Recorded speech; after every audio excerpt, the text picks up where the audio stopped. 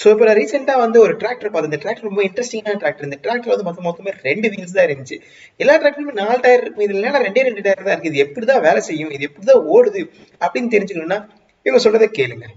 டிப்பரோட சேர்ந்து திரும்பும். இந்த ஹைட்ராலிக் திரும்பிச்சுன்னா இந்த வீடு தனியாக திரும்பிச்சுன்னா டிப்பர் அந்த சைடு ஓடியும். ஓகே, டிப்பர் வந்து அந்த பக்கம் போகும். டிராக்டர் என்னாச்சுங்க, இந்த சைடு போகணும்னா இந்த சைடு ஆமாம், இந்த சைடு போகணும்னா சைடு போகும். இது அப்படிலாம் இல்லை, இந்த சைடு போகணும்னா இதே சைடு இருக்கும், அந்த சைடு போகணும்னா அதே சைடு இருக்கு.